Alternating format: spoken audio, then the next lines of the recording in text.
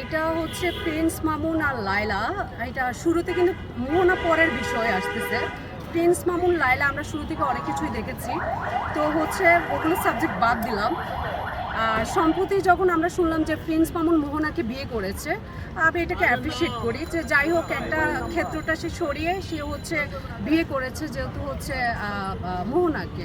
হ্যাঁ, কিন্তু এই যে লায়লা যে মহিলাটা, উনি আসলে একজন মানে অ্যাডাল্ট, আমাদের থেকেও অনেক বড়, শ্রদ্ধেয় একজন মানুষ, বয়সও ওনার কম হয়নি। তো উনি যে নাটক করতেছে এগুলো আসলে অ্যাকসেপ্টেবল নয়।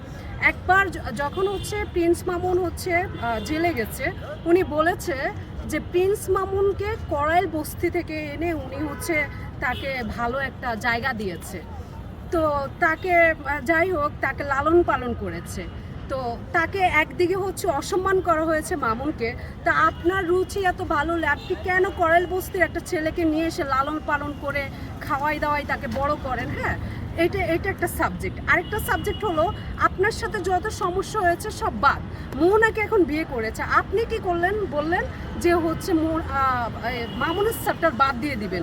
আপনি নতুন করে বিয়ে করছেন, কোন একটা হচ্ছে আর্মির কোন পার্সনকে বিয়ে করবে বলছে লায়লা। তো হচ্ছে আপনি বিয়ে করে সেখানে একটা সংসার করেন, আপনি আবার কি করলেন?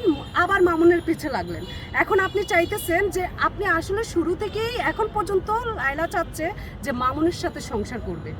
তার মানে ওনার ইন্টেনশন মোহনাকে যেভাবে হোক মানে সরিয়ে দিয়ে সে মামুনের সাথে থাকতে চাচ্ছে।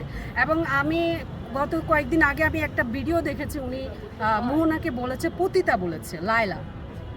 তো মোহনাকে যদি পতিতা বলে তাহলে আমি লায়লাকে প্রশ্ন করছি, আপু আপনি তাহলে কি?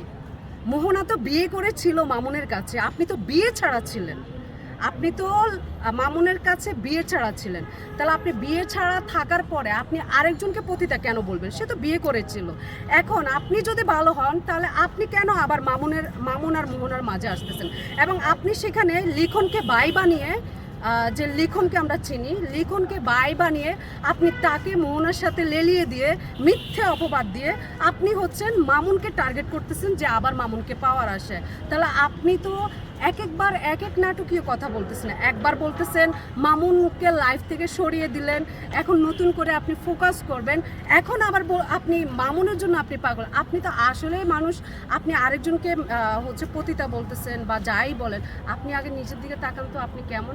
আপনি একজন শিক্ষিত মানুষ, আমি এখনও বলবো আপনি একটা শিক্ষিত মানুষ, একটা ভালো বংশের ঘর থেকে আপনি এসে বিলং করেছেন। সো আপনার শিক্ষা দীক্ষা, আপনার চলাফেরা, আপনার সব কিছু থেকে অন্যরকম। কিন্তু আপনি ঘুরে ফিরে আপনি তাহলে সমাজকে কি মেসেজ দিতে চাচ্ছেন?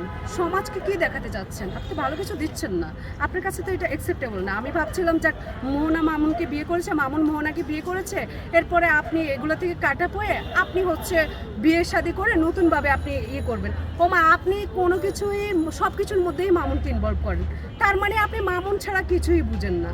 আবার এইদিকে মামুনকে আপনি হচ্ছে আপনি তাকে ডাউন করছেন, মামুনকে পচাচ্ছেন, আবার মামুনকে চাচ্ছেন। তার মানে আপনি একজন মহিলা মানুষ হয়ে মানে কত রকমের আপনি মানে অ্যাক্টিং জানেন। আমি অবাক হচ্ছি আপনার এই বিষয়গুলো দেখে।